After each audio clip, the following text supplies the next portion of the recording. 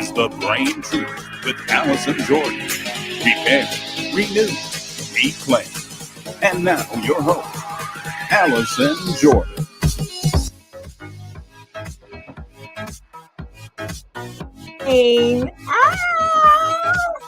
Hi, everybody.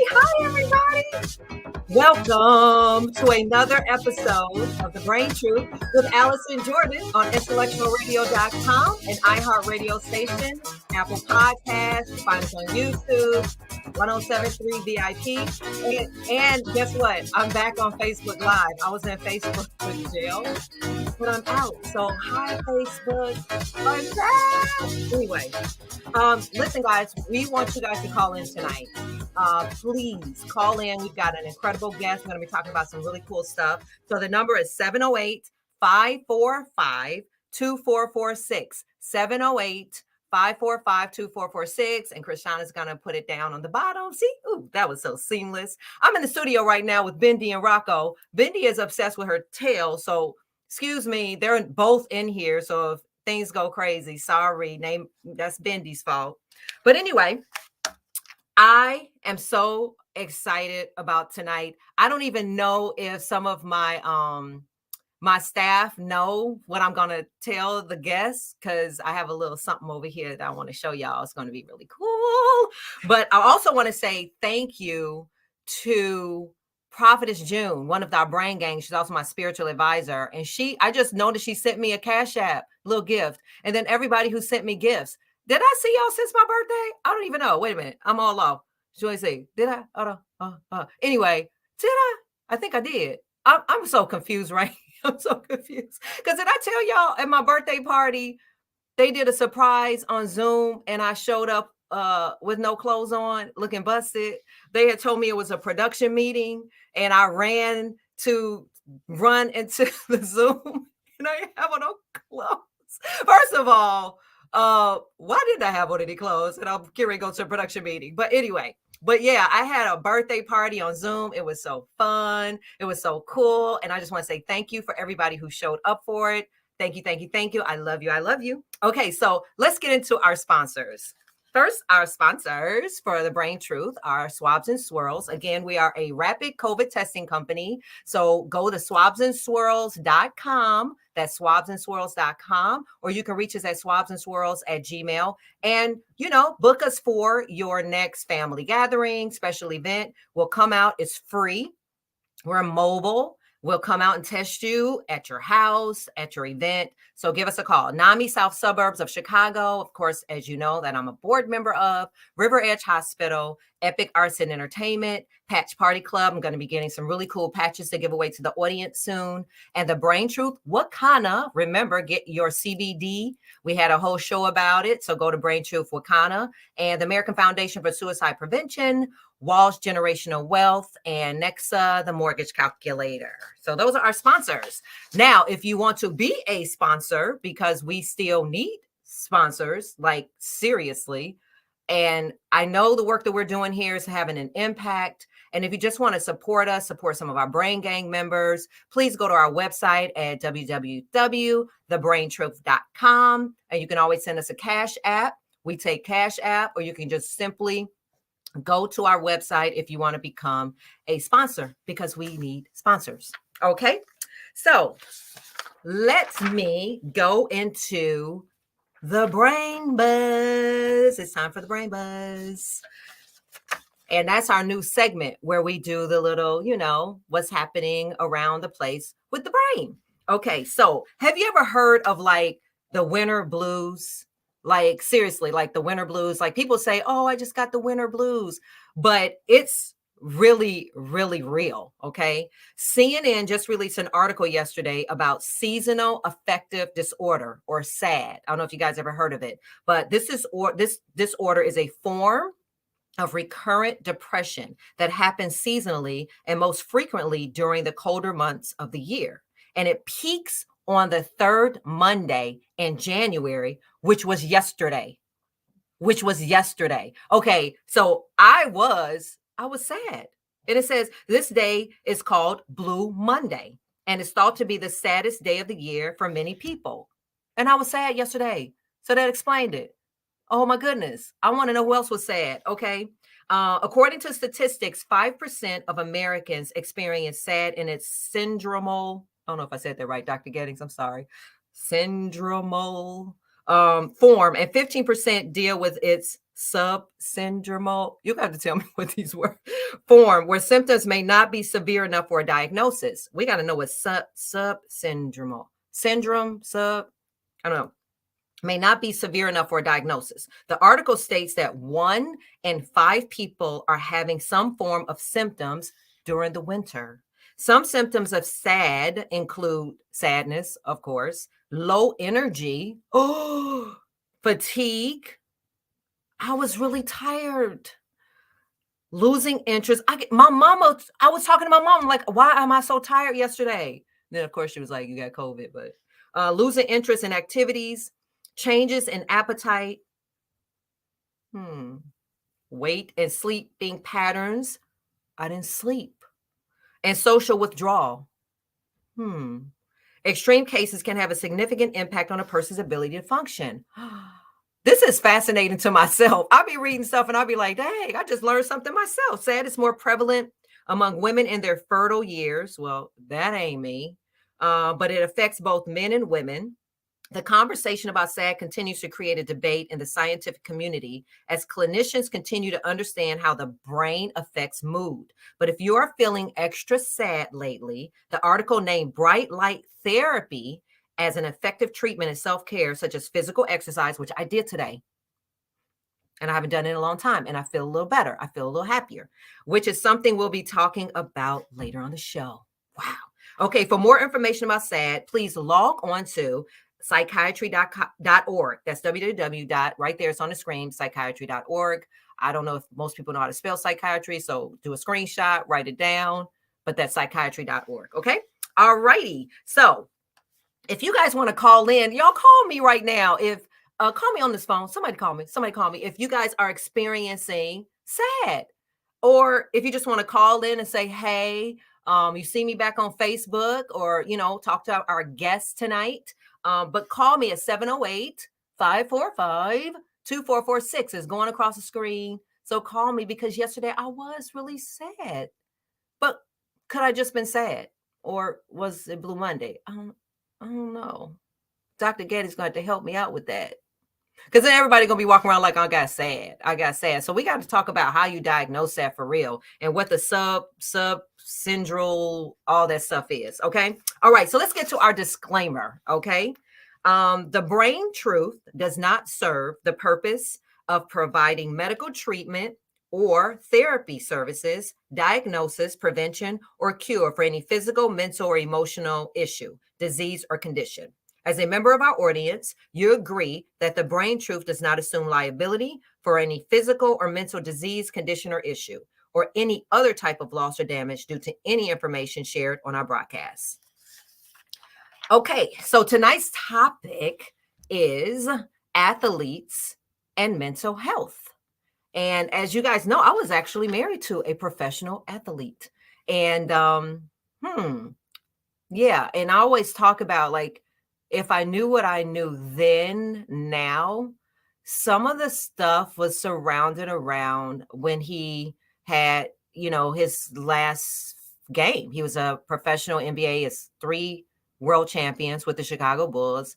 And yeah, so I always wonder, like, how did that feel to go from there to just, back to just having to do whatever. But, we could always ask him. Over the last year, we've seen more and more elite athletes discuss their mental health, be open about their mental health, and be more intentional about tending to their mental health. From Simone Biles and Naomi Osaka to Michael Phelps. I remember that. I was a big Michael Phelps fan. Athletes are beginning to acknowledge their mental health in a way that has not been acknowledged before. And I agree. Statistics say that among professional athletes, data shows that up to 35% of elite athletes suffer from a mental health crisis, 35%, which may manifest as stress, eating disorders, burnout, or depression and anxiety. And I can imagine for sports like when you go into the Olympics and when you're doing the balancing beam and all that kind of stuff, how you have to watch your weight and figure skating, that could be rough. Tonight we have on our show, though, is Tori Shownuff Nelson. Let me say that one more time. Tori Shownuff Nelson. I'm so excited to meet her. I'm like real kind of low-key nervous. Like, can I get an autograph like through the screen?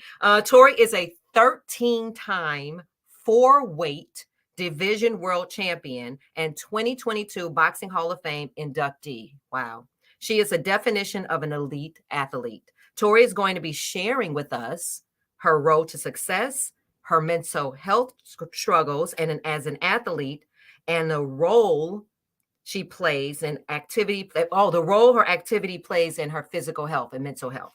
Please welcome to the show. Do we have a drum roll? Tori Shownuff Nelson. Tori Shownuff Nelson. Tori Shownuff. Hey. Hi. How are you?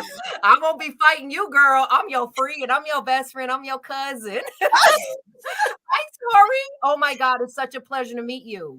It's a pleasure to meet you as well. Thank you for having me on this show. Oh my God, I'm so excited. So I know you guys want to show a little clip, and then I want to show her something when we come back for it. So let's watch this little clip about Tori. I'm so excited.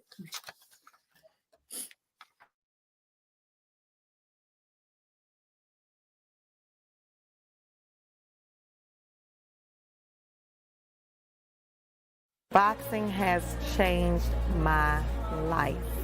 My name is Tori Nelson, ranked #1 in the United States, ranked #2 in the world. Tori's strengths as a boxer are actually multifaceted. You can't teach instincts to fight. A lunch lady, a bus driver, an IHOP waitress, and a pro boxer. And she always has a smile on her face and enthusiastic and energized. All those things. She's a role model for so many. I'm going to go to be the world champion. That's what I'm here for. Yeah! Okay, so I gotta tell y'all a little secret. Tori, I am a professional boxing promoter. Get out. I am licensed in the state of Indiana, and hold on, boo. This is the title fight belt. That's so beautiful. Boom, it's heavy too, and it comes in like a cool little suitcase with locks, honey. I'm gonna have to come back so I can fight for and then you're gonna fight for me. But this is the UBO. Are you familiar with the Universal Boxing Organization? Yes, I have an agreement with them, girl. So that's the light. Wait, I think I have one of those. I think you I got do? the UBO belt. Which weight class? I can't even remember the belt that I have. I just love to fight. So it was girl. Yeah, so this is an All-America light heavyweight champion fight. And so Derek Durr, he's a 3-time champion, whatever. He's fighting. He's one of the contenders. He's contending. He's got to fight for that. Oh, belt. wow. You can have that belt till you get it. So boxing is like my favorite sport. My son is a boxer. I have a boxing gym inside of my studio. I was a judge for USA Boxing when my son was fighting. And nobody could know that I was a judge because, of course, because I'm his mama, but boy, if I would have known to give him some kind of wink or something, because he was one stroke from the TKO. I was like, just tap him in the triangle, tap him in the triangle. Like, girl, but yes, I love boxing. Goodness. So welcome. So it's an honor to meet you. Well, thank you. That is so good. I love seeing female promoters. I love seeing female anything in boxing. I love it. Girl, okay. So first of all, it is a bogus. I mean, wait a minute. Sorry, y'all. I'm lying. I'm on every platform. It's not, I shouldn't say, but it's rough. It's a rough industry. I know from the promoter side, I'm just a newbie, right? Mm-hmm. But from the other side, tell me why you wanted to box, how you got into it, and how you gonna be at IHOP, be a mama, drive a bus, and knock MFs out. Like, tell me this journey. Tell me this journey. Oh my goodness. You know, I got into boxing because, for one, I mean, I was fighting all the time. I'm the only girl and the baby of like 3 boys. So I got the hands. Okay. I got them real quick. Well, you said you got them hands. Were they fighting you? Were y'all like roughhousing and one day you just knocked somebody out and you were like, I'm about to just Get paid for this, right? No, you know what? I didn't even. People say, "How did you get into it?" I was going to be a state trooper, Okay. and boxing chose me. Okay. I went. My ex was like, "You need to go," and like I had anger, so I was like, "I need to get this out." And he Okay. was like, "Go to boxing. You need to find a boxing gym." Mhm. And go and show your skills, get it out your system. So I Right. was like, okay, bet. So I go to the gym, and the man that owned it actually became my coach. He became my everything. Yeah, because Yes, that's important, like to have a coach, a trainer that's devoted yes. to you because it's a long journey. So how old were you when you went to the gym with your I anger? started boxing very late. I was 29, Oh, wow. 28, 29. Yeah. And that's very late for boxing. It is very late. And he took me Huh. under his wing, and he asked me, he said, "What do you want out of this?" I said, "Well, you're gonna pay me, because what I won't do is be getting punches in my face for free." Right. He said, Right. "Well, you gotta be an amateur, and if you good, then yeah, you're gonna get paid." I was like, Okay. "Okay, you pay me, I'm gonna be the world champion." He was like, Wait a "Okay." minute. So he paid you? No, like he was saying, once I Oh, get, once you start once getting I all become your fights pro under your and belt, start getting turn paid, pro. exactly. So And how I was long did like, it take? okay, How because see, I know boxing. It's first yeah, of all, y'all watching this. Okay, so let me put this into perspective. This girl is a real athlete because yeah, boxers have to be disciplined. yes. Tell us, like, tell people because some women. I want women to know understand boxing. What does it look like every day when you're training for a Oh fight? my gosh. Go. I know. The first in the morning, your first training is like maybe an hour. Mm. And then you Like get 6 to in the morning, 5 in the morning. What? mine was at 8 in the Okay, morning, because that's that's late. after I had to drop the kids off at school. Right. Forgot about all that extra. Woo! Okay. But then after, like in the evening, your training starts at 5. You can get Mhm. home at 9 or 10. Like it doesn't, the time when he said you're done, you're done. Right. And I mean, it consists of you're working. You're not in there just lollygagging and playing. Like you putting rounds in, you're lifting, you're running, you're on a treadmill. Like it's something all the time. Like you're not sitting in there. Right. You have to make weight. Don't have to make weight. Oh, So what was your weight? What were you? I Uh, was a middleweight, and then middleweight. I fought in a whole bunch of them. Like I was a welter middleweight, I was a middleweight, I was a So tell people what the weights are for that. okay, For so it's like I think the wealth was the lowest I went was maybe like what is it, 52 or 48 or something like yeah, that. welterweight. And That's then my weight class middleweight was 154, wow. and I felt amazing there. Then I went Yeah. up to 160, and then to fight Clarissa Shields, I had to be like 170 something. I couldn't even Right. make the weight, like, but that's a whole nother thing. Like people do not understand. Yeah. They like you see finish, the But you finish don't off. see, girl, I done had to move my fight Oh, like 16 times waiting for this dude to lose his dang on weight now. This the yeah. last But time. you know what? It's easy in my book to Yeah. lose weight. The gaining is the hard Oh, part, it's hard to go up. because Right. you're like your body is one weight, and then you're eating, but remember you're still working out. Right. So all the food that you put in, you're losing it and in a workout. So So yeah, tell me, okay, so because I'm looking and okay, so you worked at IHOP. How the heck can anybody work at IHOP and try to lose some weight? Oh my gosh. Okay, oh, so I'll be angry too. Like, here's your pancakes, sir. Why you gotta get extra? Why you gotta put that sour cream on it and these extra pancakes? Smash, slamming plates down. ain't No, it but right? seriously, how did And, you oh do my it? God, especially cutting weight and you Right. smelling all this food. Oh my Woo! God. Angry. Angry. Yes. So tell me, how did you do it? Like balancing everything. And then we're going to get into, your mental health and how was that Yeah. affected, but having kids and all that. So I heard you say you were angry and you Yes. started boxing. So was that pretty much the evolution, or tell me that journey of how it plays into each other? How did this all come about?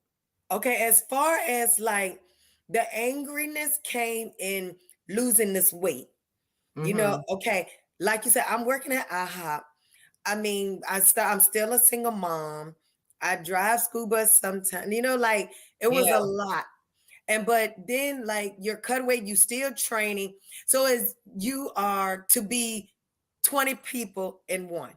And that's a lot.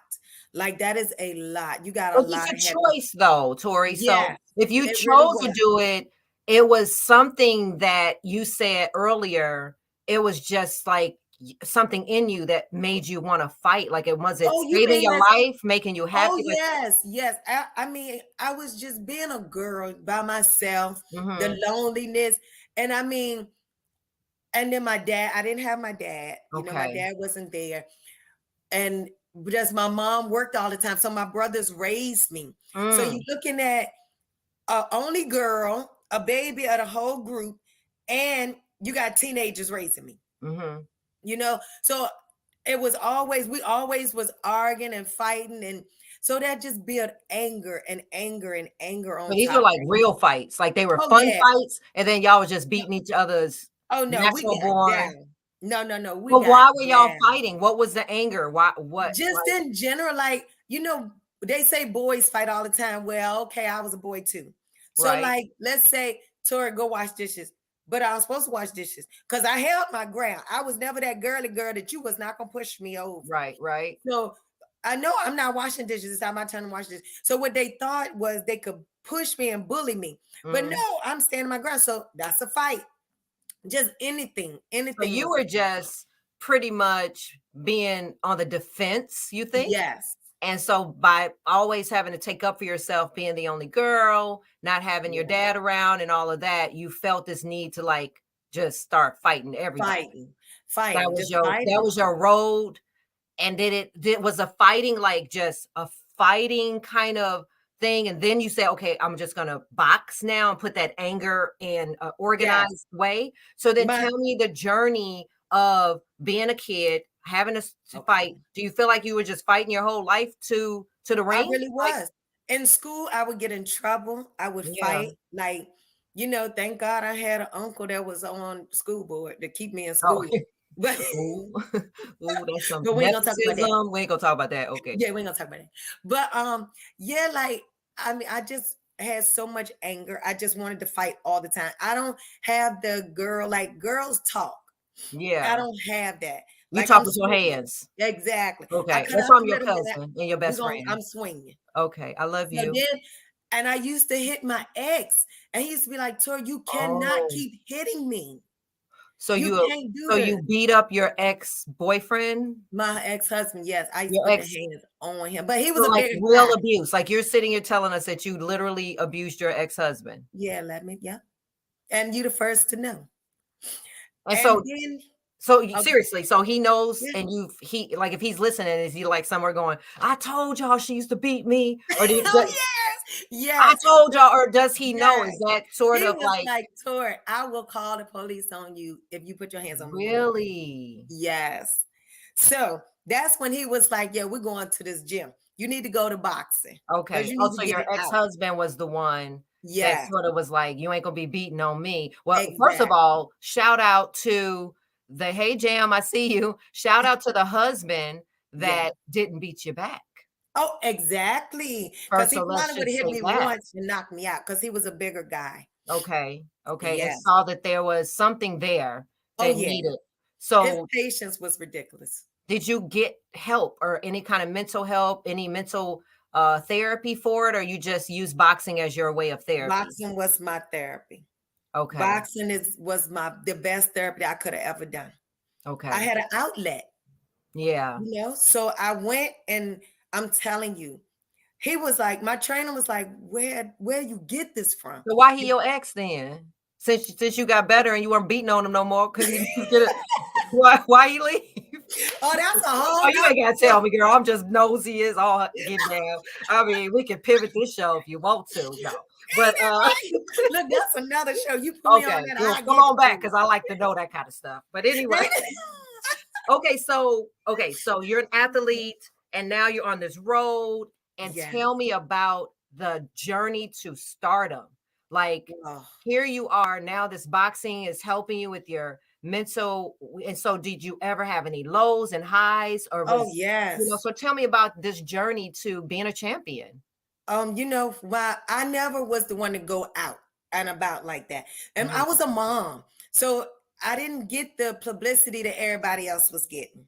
Okay. So my main thing was to really show out in the ring, because that's mainly where people saw me. A lot of girls was getting publicity because they was out at these shows, and my coach was like, Tori, you got to go to these shows. You got to let the people see you, get to know you. I don't have time for that. Right. So, I mean, that was hard to know that I could have been much further quicker, but everything is on God's time. Yeah. So I don't regret it at all. Then the up and down in the weight, because people didn't want to fight me. So it was hard. So now I'm going up People and didn't down. want to fight you because why? They were scared, or that you were going up and down in weight and you are strong and you go down, or what? Yeah, Wow. I don't know, maybe all of it. I can't speak for them.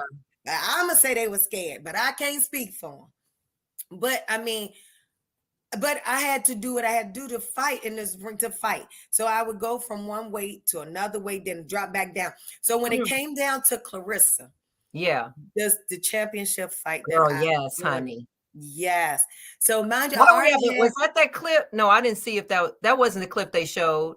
That no, wasn't her, but you no, beat that ma'am. girl. You knocked that girl out. Oh Is she yeah. okay? Do you send flowers when you're done? Like, No, but you know what? you I do pray for them. okay. I go over to their corner and I pray for them. I really Okay, do. well that's sweet. Okay, tell me about the Clarissa. Yeah, I need to hear about this. The Clarissa fight. That's the Oh my fight. gosh.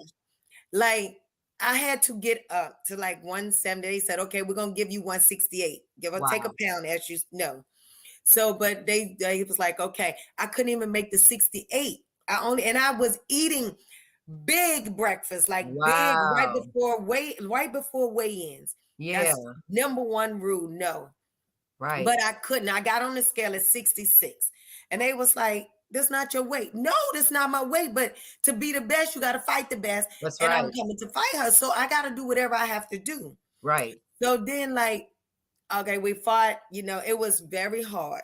It was very hard. My mind was playing games like, you're not your weight. You're going to be sluggish. And I had to push all that to the side. Like, Right. I have to stay positive. It was not there. So Okay. then, that was my first loss. Right. And I sank. I went home.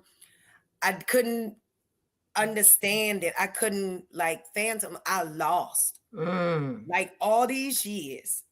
So tell me, how many fights did you do in your amateur career before you went pro? So people can get an idea of it's a trajectory here. Yes. So how many fights did you have as an amateur? I think I had 12 or 13. Okay, so you went pro after 12 fights. And yes, then how many?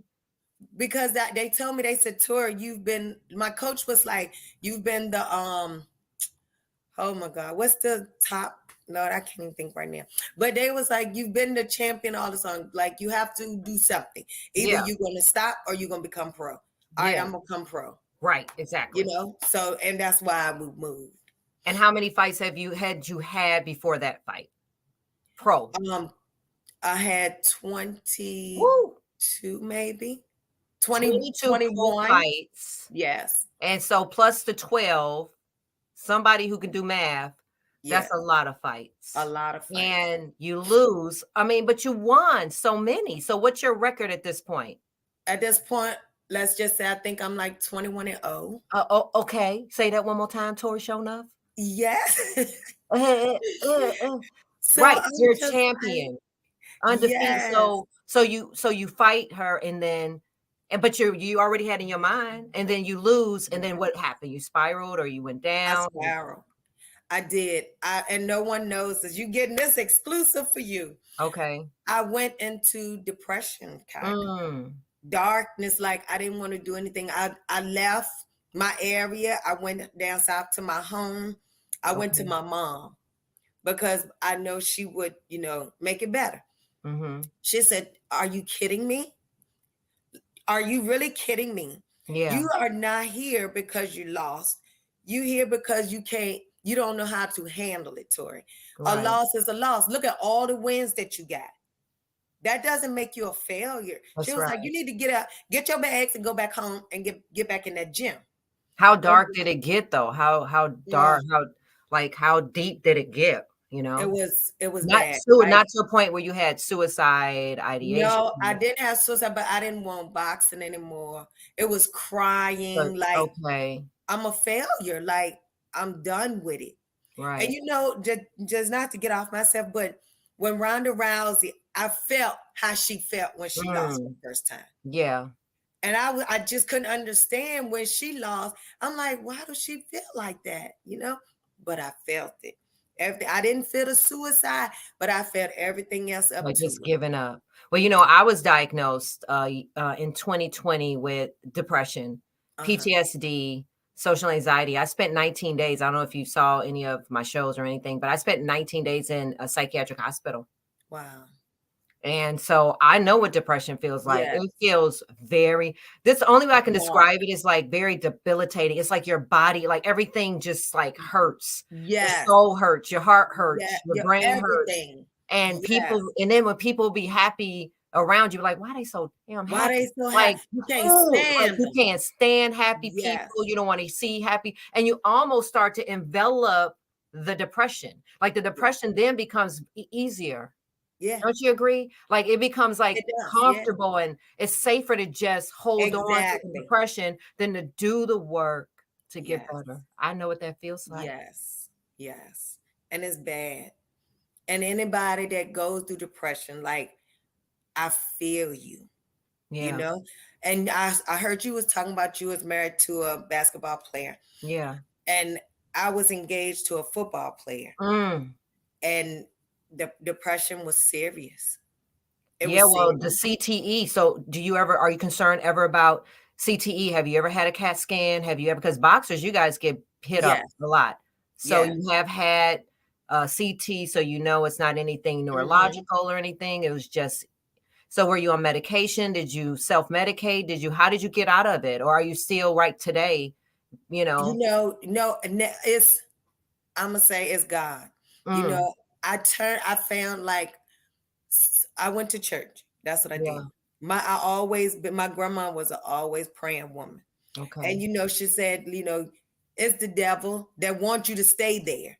He wants you to stay in the dark with him.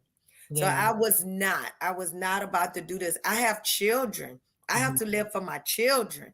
I cannot let them see me this way. Yes. And I can't stay here. So I started praying. I called my grandma. She would pray with me. My mom would pray with me.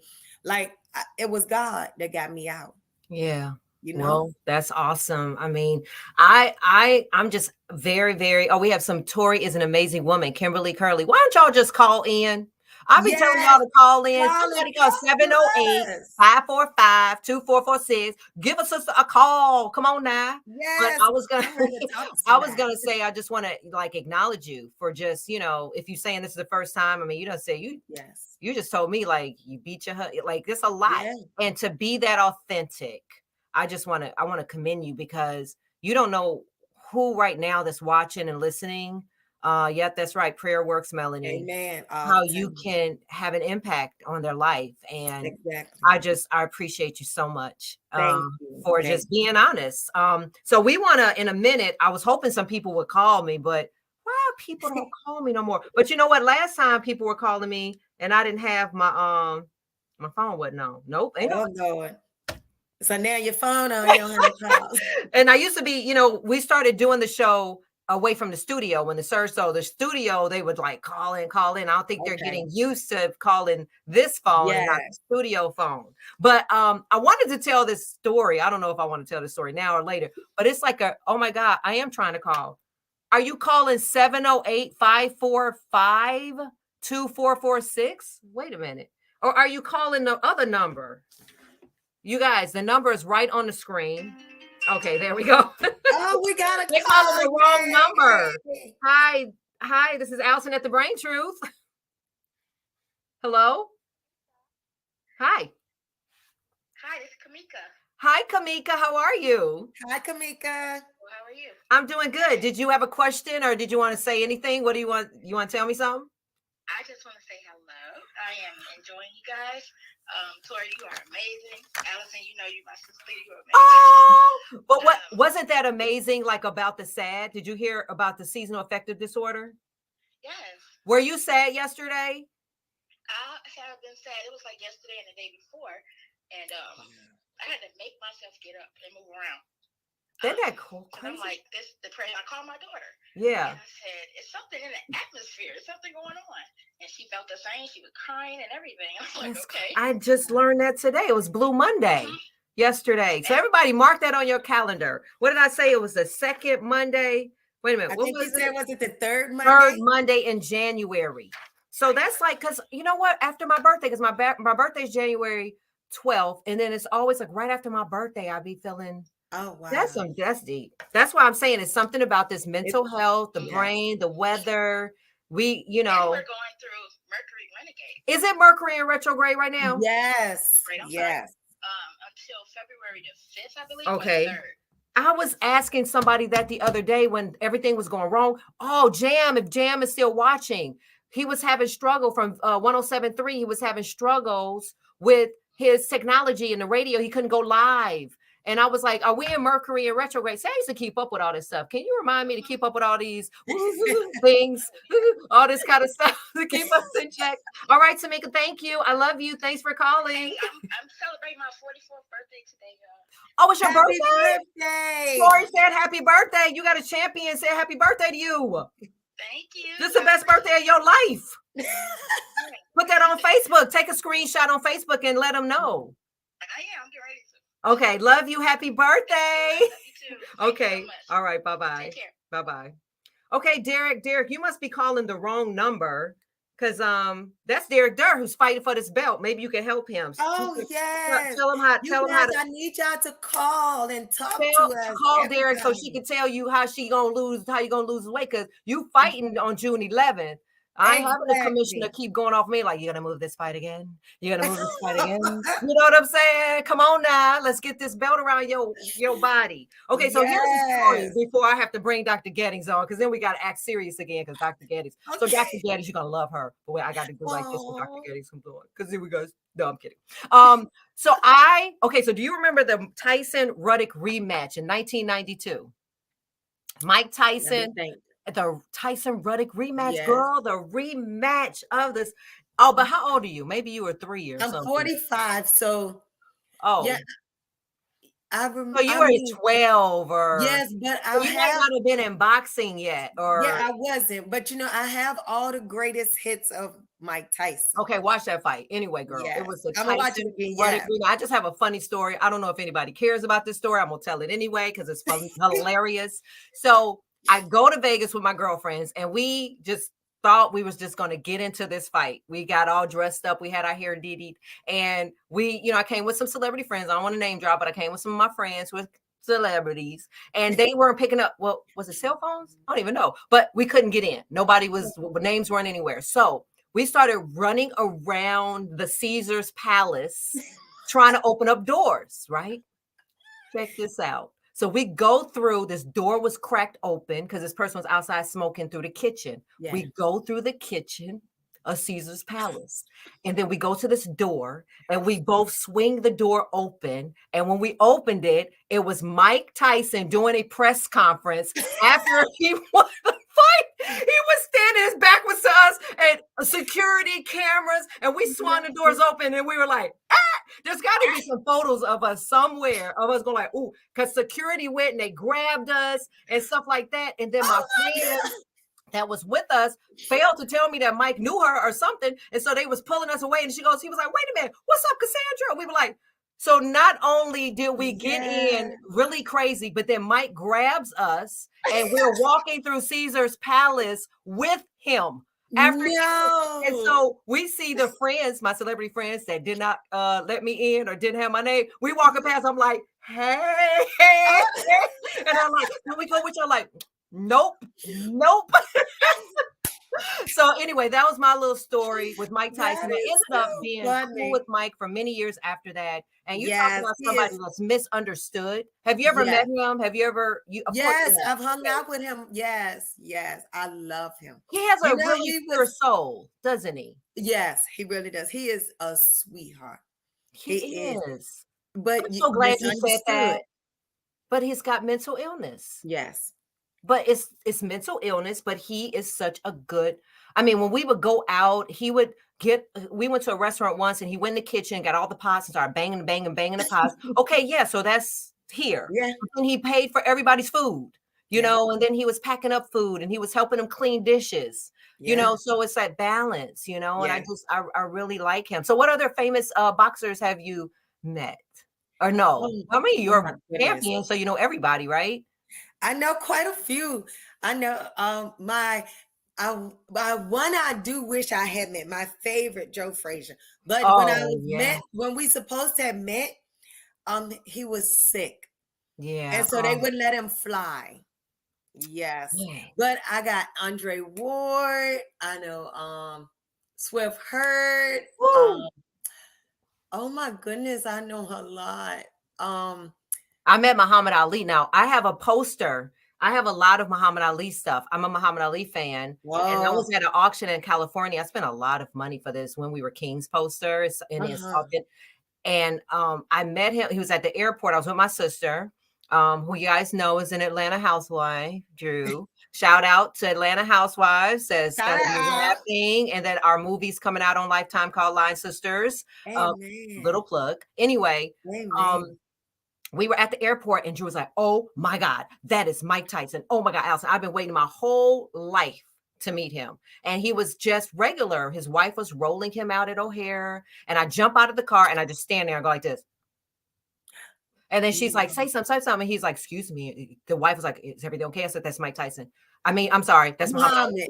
That's Muhammad Ali. And he just was like, yeah, Muhammad Ali. and then they rolled away. And I was standing there. She's like, she had the camera. And she was like, hello. That moment. Gone. And I never met him. You missed your chance. When I went to high school, I went to Homewood Flossmoor High School with his daughter, May and the twins. Okay. And I did an article. I was on the school paper, but yeah, that was my time meeting my hero. But anyway, but you met him before? You met Muhammad? You never I like Ali, but it's nothing like Joe Frazier. Okay, yeah. I'm sorry. Yeah, that's true. Sorry. Joe Frazier, I mean. What about Mayweather? Floyd Mayweather? Yeah, you know what?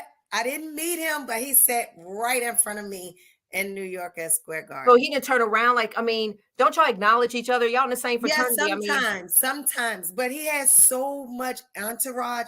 I was just like, bro, can y'all sit down, please? So do men accept women in the sport at this level? I mean, do you feel like there's I personally, some of them do, some of them don't. Okay. I mean, at one point I was like, okay, I'm far from Mayweather, but I hold the same. But I've actually fought one of his girls in Trinidad and beat her for the WBC belt. Oh, wow. And, yeah. And maybe he did know who you were. Exactly. So I was then. He was a hater. They called and was like, can we want to sign you? No. For real? Yeah. I was like, no, I'm okay.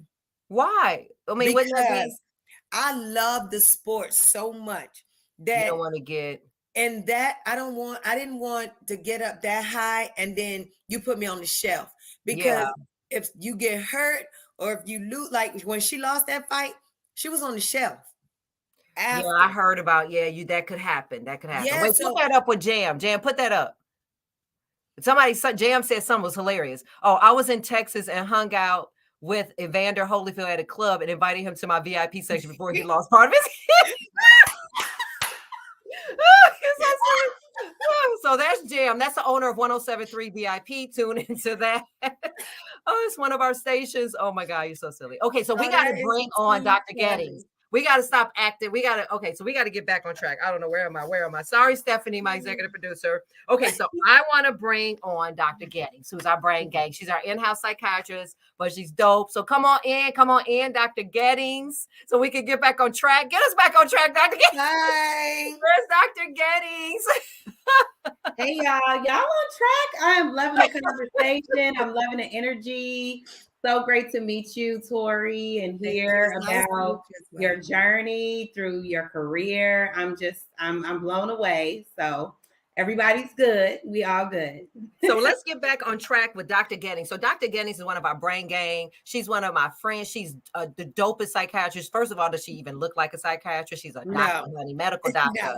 And I was saying earlier how when I call her sometimes, because we be trying to just be friends and be like, hey girl, and then I'll be like, I had such a bad day. She'll be like, well, we need to go through the steps of what the bad day. And I'll be like, yes, ma'am. Yes, doctor. And I'll be like, wow. Yes. And so, but we learn how to balance though. But I'm just so honored to have a friend that is a, very prominent psychiatrist, because sometimes we don't know what we don't know. And so I just want to say thank you, Dr. Gettings, because I know you be on the clock and I'm sure I owe you about $9,500 million, but I just appreciate you. So I want to get into I know you were listening. Yes. So I kind of just want you to kind of dive in what your thoughts were and what you see from a clinical perspective, and then go back to tell me what those words meant when I was talking about that. I know you're back. You were saying syndromal, right?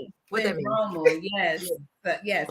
No, so I heard a lot, just like our audience, of course, and some of the things that kind of stood out to me were you talking about your childhood, growing up as that only girl, which I have one of those in my house, so I'm watching that kind of develop. And just the whole idea of like your sibling relationships kind of involving, I got to defend myself. No, y'all not just going to bully me. No, it's not dish night for me. Okay. So heard that and understand kind of the passion, I guess, or maybe some of the anger that may have developed as a part of that. So just understanding your athleticism and kind of your timeline, if you will. But talking about just like the stress of being a professional athlete, like I really wanted to delve more into that, because as a mental health professional, I work with children and adults. And so I work with a lot of individuals who are basically pursuing sports on an elite level, and it comes with a lot of stress. It's the public eye. It's the what I call sometimes lack of balance in your life. You literally have to be obsessive about what you're doing. And so when we talk about how does mental health play into that, one of the major ingredients of maintaining mental wellness is having a balance. And so that's what I see a lot of times with individuals in that space. They don't have the balance. And then they have the pressure to perform. They have the perfectionistic tendencies. They have the public eye, right? Which adds even more. It's one thing if I lose at something and then nobody see it. It's another thing if I lose at something, everybody and their mama saw it, Exactly. Like those things, like when you talk about going home and you lost and being depressed and so defeated, and it is hard a lot of times when there's so much pressure on you to do well, to win, that one time where you don't can become life-altering, life-changing, life-shattering for a lot of people. So I think for sure we need to have more conversations as it relates to mental wellness with professional athletes. I think that the stigma we know is there in general, just talking about mental health, but it's even more stigmatized when you're supposed to be like this superhuman who's always on, and I roll with the punches, I'm always gonna bounce back. Like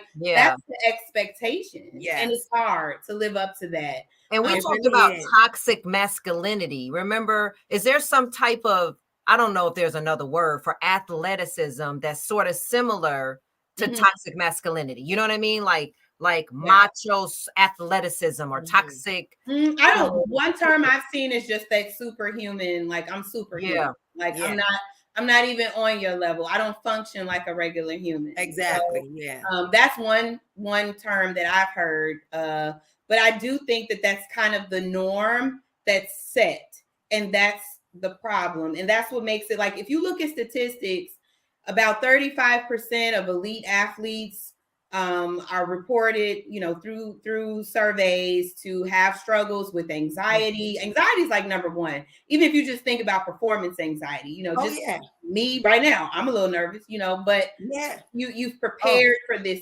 big event. Yes. It's like so much riding on it. And that pressure alone can be crushing. So you're right. I'm sorry. I suffered terrible anxiety. Yeah. Terrible, to the point where before every fight, I would about to throw up. So I know exactly what you mean. Every fight.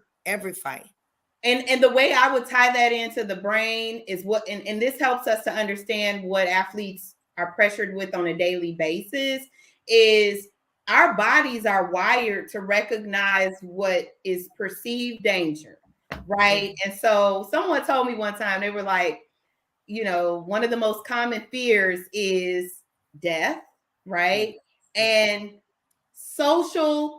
performing, right, and not doing well is the same as that. It's a social performance death, if you will. And so the amount of anxiety that is naturally elicited in the brain with those types of situations can be so high.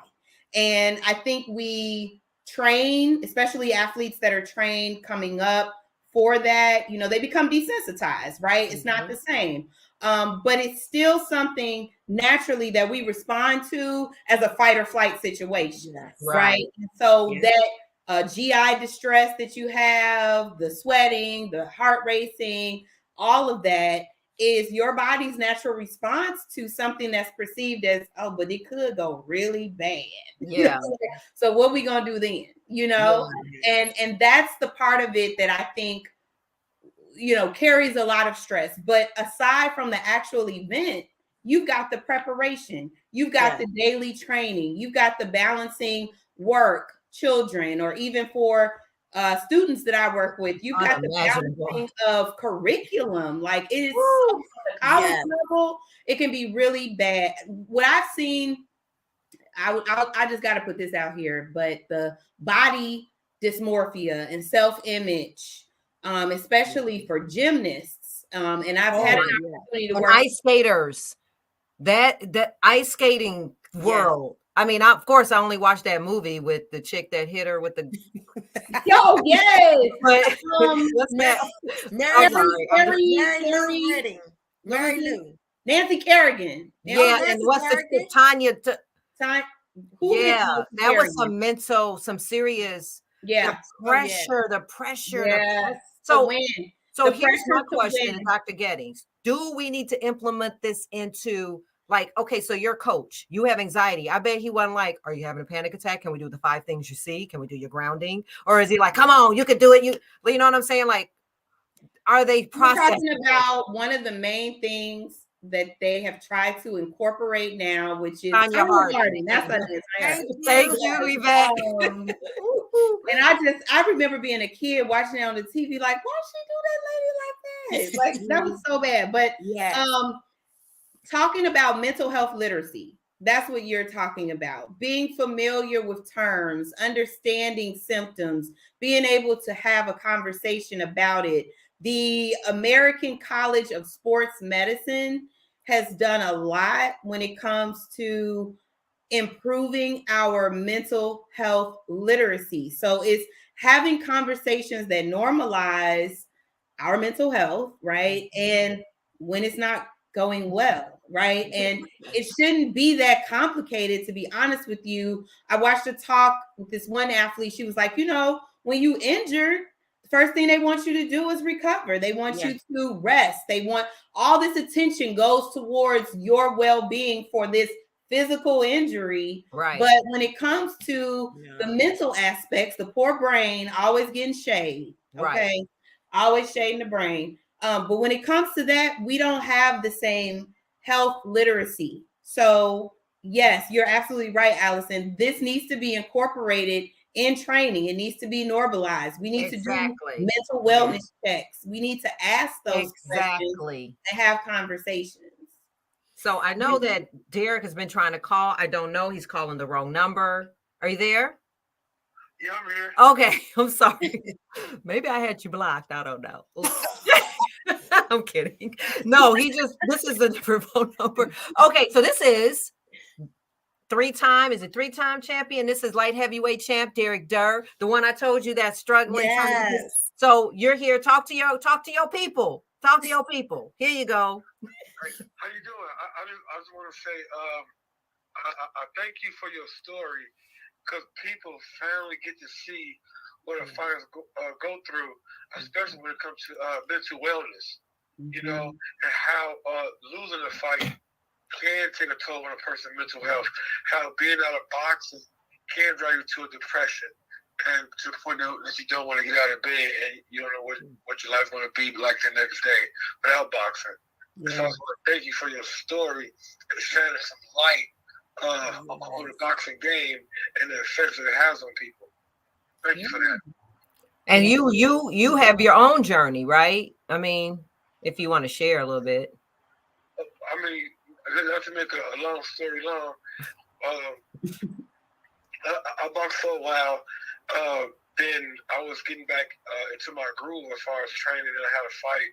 Then COVID hit. And then I had I won't say a mental breakdown, but I fell deep to a depression. When I thought I was going to come back from my comeback, I fought. Then COVID hit and it knocked me out of boxing, and I spiraled out of control. You know, so yeah, that's just a small story on the stuff I've been through. But I just want to thank you for sharing a story that people can really understand and get a real in-depth look on the fighter's psyche and what we go through. Yeah. So you want to talk some? Oh, I'm sorry. Go ahead, Tori. And you're welcome. You know, they used to tell me everybody will be on your bandwagon while you're winning. That first loss, everybody jumps off. And it's so true. It's so true. You know, so you have to just be strong. You know, first of all, you're not going to lose. You got to get this belt now. This is a nice belt that I need to see around your waist, okay? Yes. Did you hear that? Yeah, I heard it. All right. We ready? But, you know, if God's willing and you do lose down the line, you know, just you know, you need to call and talk to the doctor, because people are not going to be there like they are while you're winning. Exactly. And it's going to hurt bad. Yeah. It's going to hurt. So do you want to talk anything boxing before I let you go? Yeah, I got two questions for you, right? Who do you think have the best jab in the history of boxing?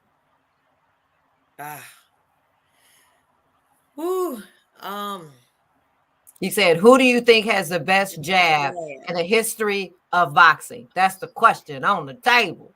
You know, hey, you gonna say Frazier, I think. Yeah, I love Frazier, but Frazier's jab wasn't it. Oh, he said that's impossible, honey. Yeah, no, Frazier didn't have a jab. His jab but he was a power punch. You know, I have to kind of keep it home. And I love the Russells. I know that he may not have the best jab, but Gary Russell hands is ridiculous. Like, I love his jab, all his punches. I love them. Who you think is the best? Larry Holmes. Oh, wow. Okay, I can see that. I think Larry Holmes got the best jab. And I think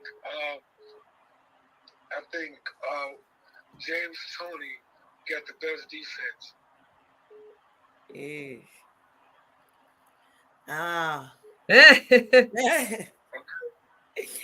You know, I'm gonna have to think on that one. I don't think he has the best defense, but I'm gonna have to, you know, I'll get back in contact with Miss Jordan and let you know. All right, Derek. Thank you for calling. I appreciate it. Let's get that belt. Let's get that championship, bro. Get that belt, man. That belt. All right, bye. Okay. I think we had another call, and I mean, he must not be watching the show because he didn't know that I was on a call. But we have another caller.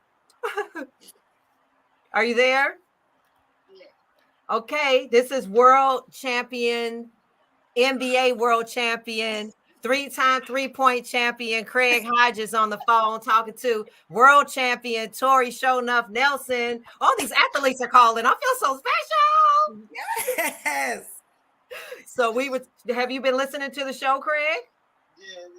My connection was kind of messed up, so I got some of the stuff going in and out. First of all, peace and blessings to y'all this evening. And from one champion to another, Sister Tori, keep up the good work.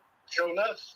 He said, Oh, no. So what do you think about, so just the hat's out of the bag. This is my ex-husband.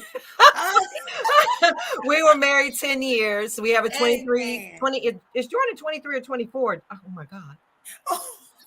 Oh, his birthday is tomorrow. Right. Okay. So anyway, I always say this, Craig, and you're going to see it on your documentary, I think. Yes.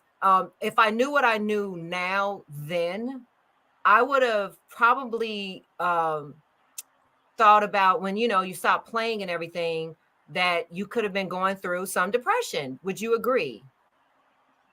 Well, for me, definitely. And one of the things that I wanted to go back before that point is to the whole issue of mental health, and especially when it comes to athletes. And for, looking at my own career, one of the things that I feel so blessed and was having my Aunt Diane, who is a clinical psychologist in our household. And how many times it would be just us having conversations.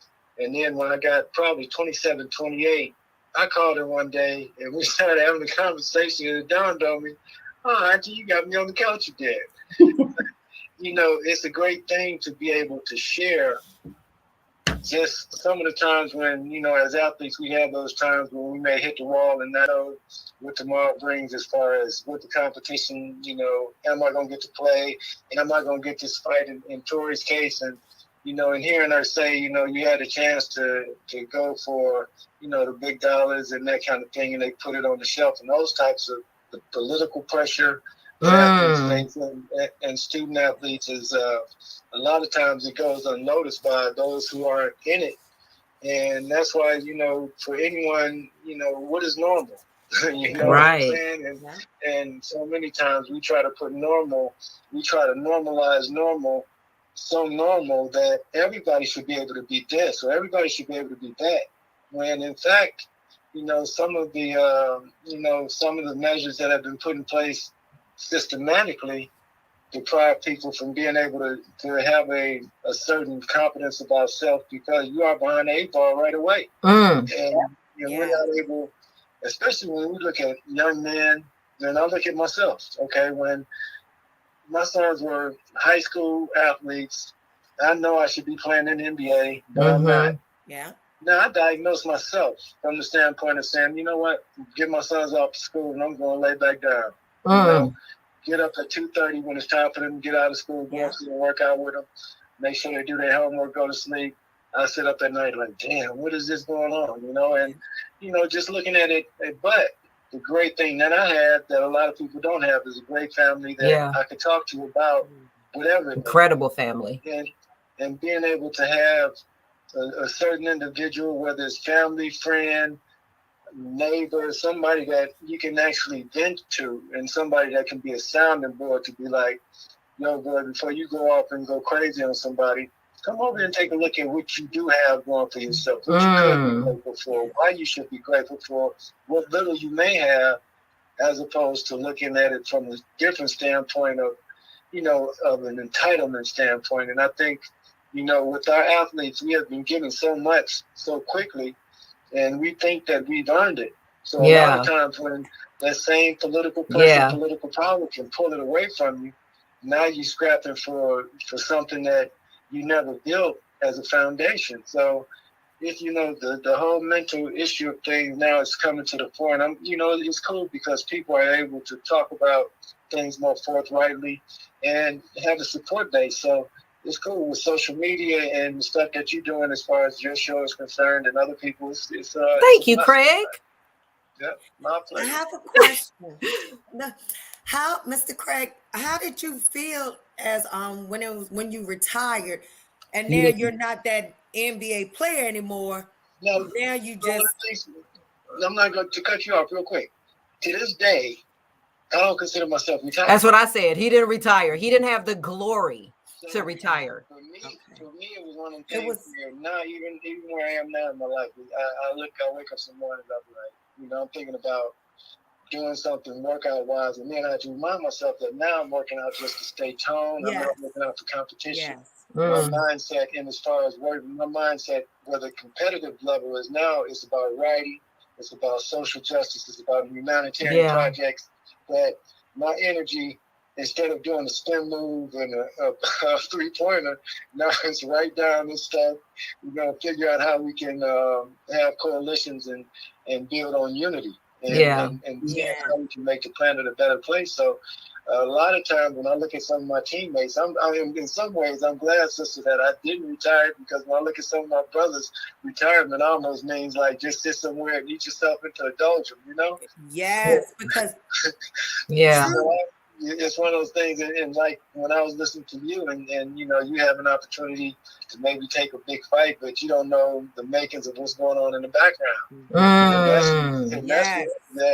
And as far as I done won 2 world championships and 3 consecutive titles, something no one has ever done in the game. And then the next thing I know, go Craig. I'm seeing come around in October. Yeah. And I'm not there. So I can see how it could be if you're looking for another fight or the big fight, and then those powers that be said, you know what, we're gonna bring up someone from around here, and then you have to, like you say, what is retirement? And what do you foresee that being? And to me, I'm like, it's a word that almost needs to be stripped from our vocabulary, because it's a thing that, that's a cool perspective. Don't retire, just aspire. I wish he had told me that when I aspired, I guess. So so you're retired, Tori? Yes, I just retired. Okay. When the COVID hit 20. Well, you aspire. We're gonna change that word right now. We're gonna coin. I didn't retire. I aspire. Can you get a T-shirt made so we can make somebody Craig? I don't retire. I aspire. And what's so crazy, honestly, when we stop and we look at the great stuff that's happened in our lives, whatever it may be, whoever you may be, whatever vein of life you're in, that it's been a key. It's been a key that unlocked something in you to give you that certain drive for that. Okay? Yeah. And what we've been taught is limitation in our vocabulary and the way that we speak. So we've been taught, you lived 70 years, you lived a good life. When if we stop and we think just in terms of, if we teach our children, how many trips is this around the sun? And then we have a journey around the sun, and this is my 61st journey around the sun, and I'm heading towards 62 journeys. And that knowing that the sun don't ever stop coming up and down, how much time that has been illusionary, that we have been mandated to, this is how long you get to live. When in fact, we are limitless. In the amount of blows you took, Sister Hill, when some things said, man, I can't take this, but hey, I took it and got through it and saw to the other side that, whoa.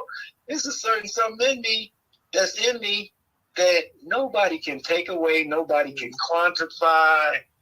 You know what I'm saying? And it's a certain depth that is endless. And that's the part that for me is when I look at where I am in my life, and I still have a silly mentality towards what I see as this illusionary matrix of things. That, hey, I was blessed to be a student athlete. So being a student athlete, I get to play for a living. And now in that same mentality, how is this energy? Because when I say play, it's energetics.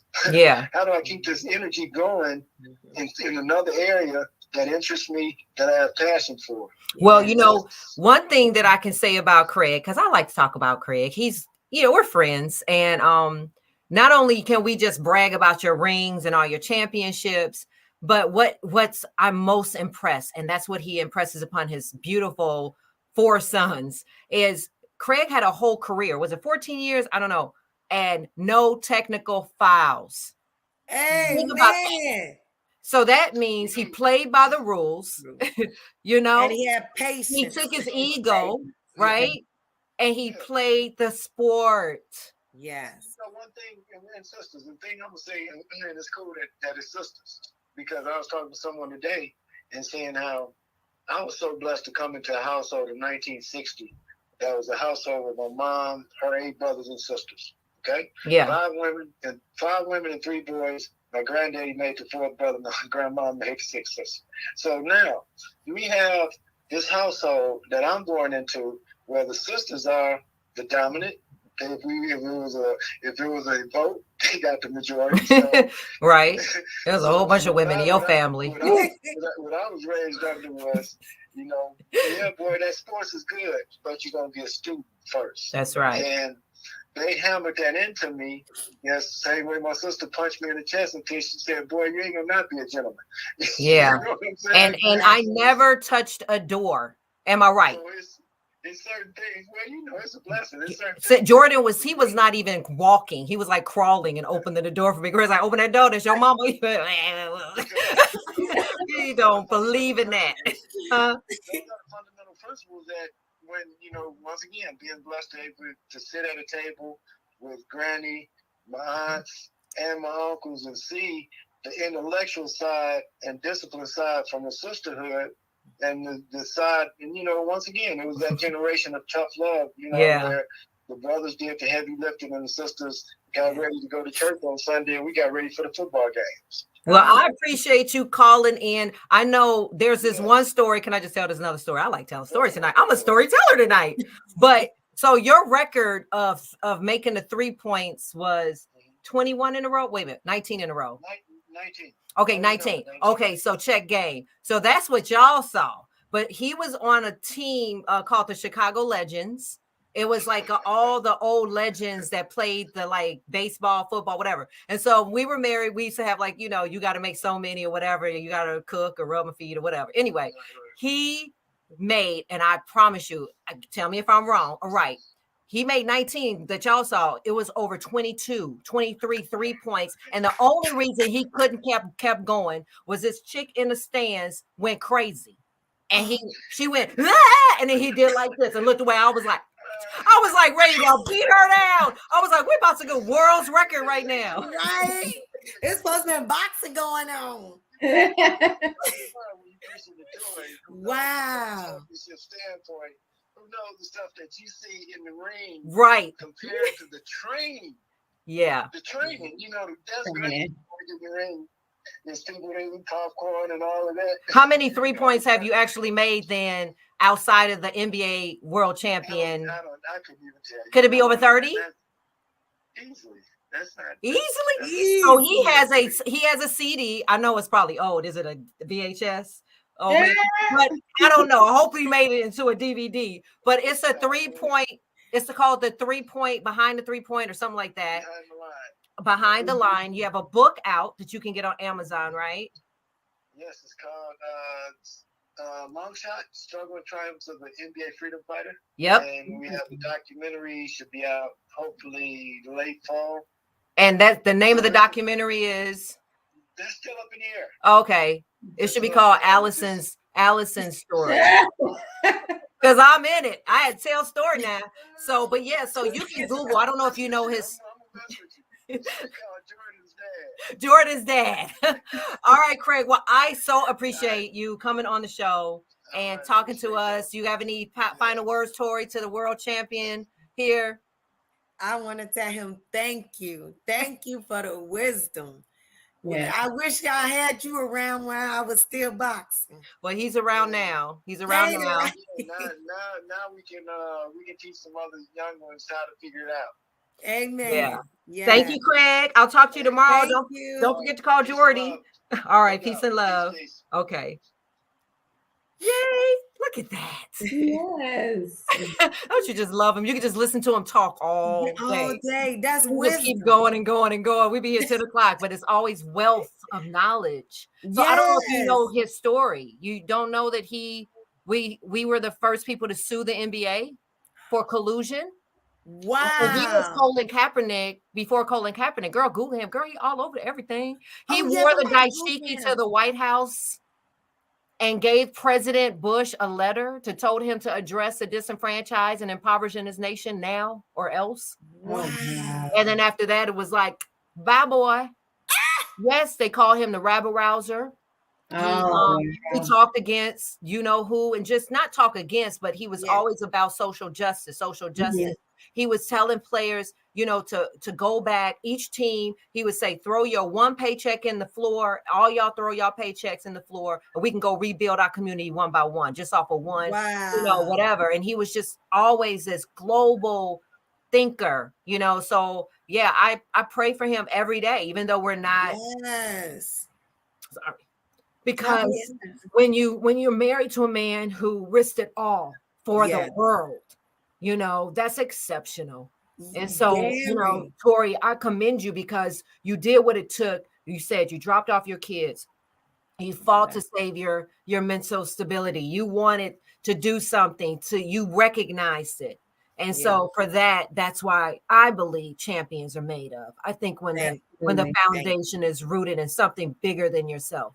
Yes, ma'am. Yes, ma'am. So I just want to thank you for being here. We at the Brain Tube, we can literally be on this show all night. We just all night. But I just want to, you know, wrap it up. I know, Tori, I know you want to leave some people with some words. Tell us anything, how to reach you. I think we have some way to reach you also, but give us some parting words as a female athlete, you know, at the top of your game. And then we'll put that up, Krishana. Thank you. As a female athlete, females, first of all, I want to let you know you are just as good as males.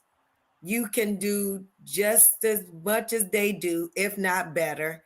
Do not let no one tell you what you cannot do. And if it hasn't been done, don't let them tell you it can't be. They don't know what God has for you, you know? So keep your faith and let God show them what he made you to do. And as for an athlete, male and female, don't get lost in being an athlete. Always know you for you. Have that personal life.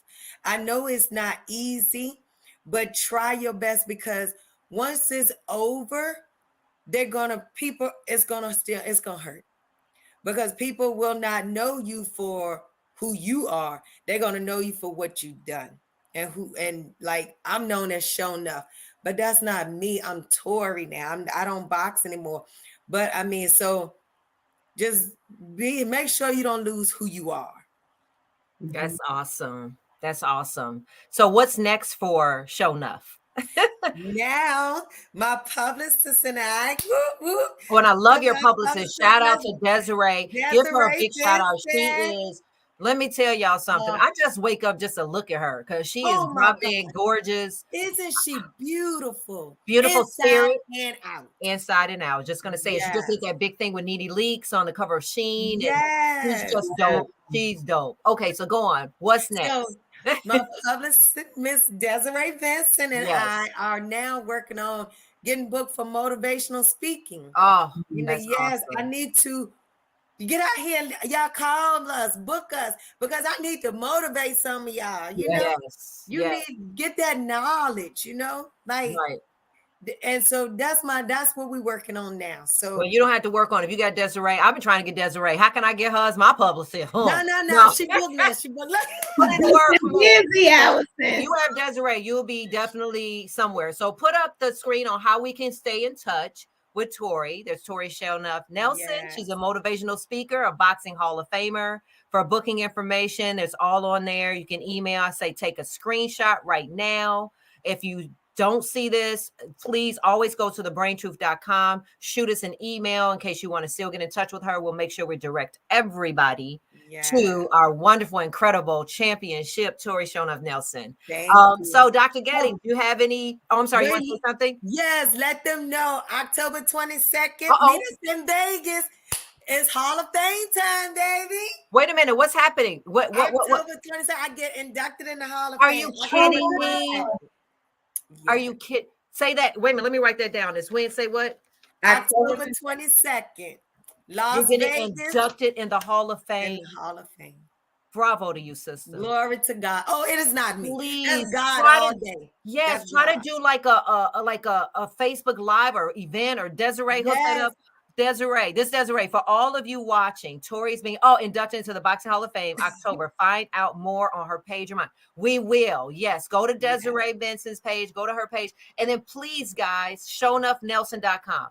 Please do a live event or something. Yes. Okay. You know, Miss Desiree got it. Oh, shit. Yeah, do a live event so we can all watch this. Bravo to you. And can I say one more big shout out? I'm sorry. A big Give your shout shout outs, to girl. Mr. Gigi, because he made oh my goodness. Who did you just say? Who? Mr. Gigi Glenn Gordon has made a belt for me to promote, you know, for your sciatic nerves.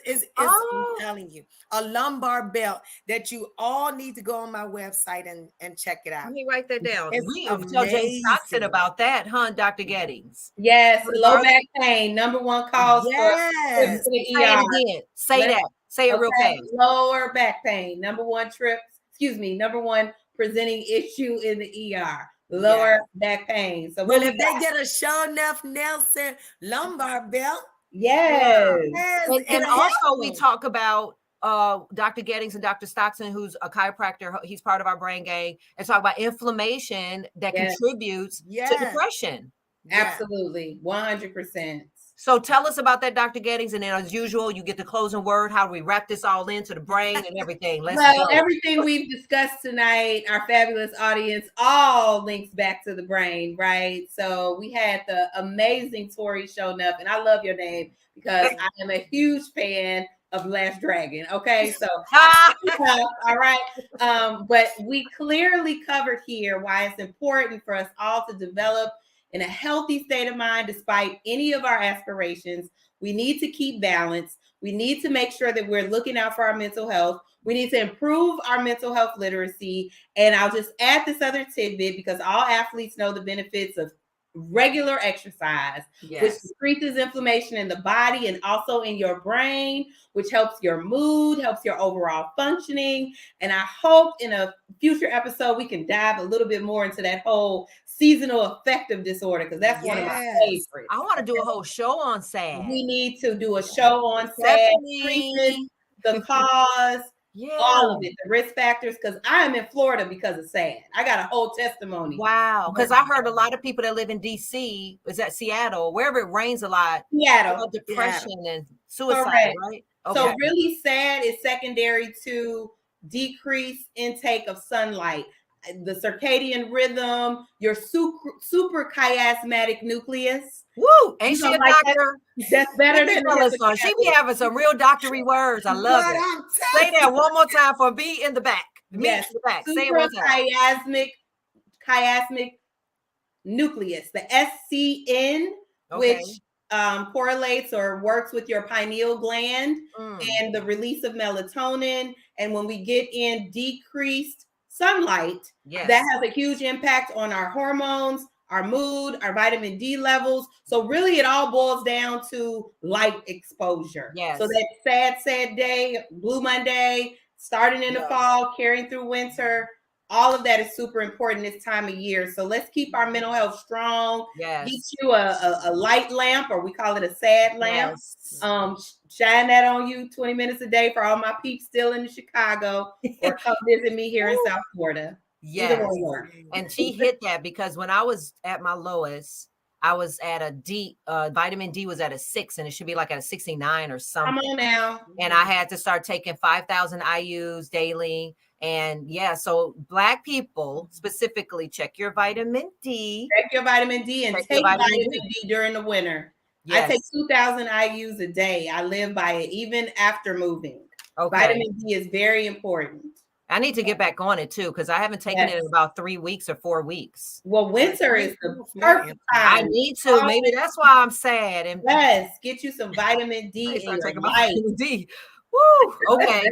Well, thank you, doctor, for that information. Yes. Thank you so much. It was a pleasure meeting you. And thank you so much for all of your information and feedback and just your testimony. I think it's great. Awesome. Well, I had a fun show, guys. So thank you to all my guests, you guys. I am definitely going to take my vitamin D tonight, and I just learned a lot. So I want to encourage our audience to continue to support us. I wish we could put that Cash App back up there, Krishana, but please keep supporting us. If you want to sponsor the show, please go to www.thebraintruth.com. Follow us on Facebook at The Brain Truth Radio and on Instagram at The Brain Truth Official. So tune in next week. I'm very excited. I think when Stephanie told me about the show next week, I got real bubble guts. So next week's show is world renowned. She's my guru. One of my spiritual advisors is Sister Jenna. Sister Jenna is the founder of the Meditation Museum and the host of American Meditating Radio. She is one of the top 100 most influential thought leaders. And she's my reason, one of the reasons besides vitamin D therapy and everything. She was one of my reasons on how I was able to raise my soul consciousness and really get into my meditation. I'm off meds, and just really when I'm feeling kind of like, I go right to that place. So anyway, thank you guys for this episode. There we go with The Brain Truth. And Tuesday, January 25th, we'll be interviewing Sister Jenna. So that's it for episode 2.2. See you guys next week on thebraintruth.com with Allison Jordan, on intellectualradio.com and iHeartRadio station. Thank you, ladies. Have a good night. Thank you. Good night.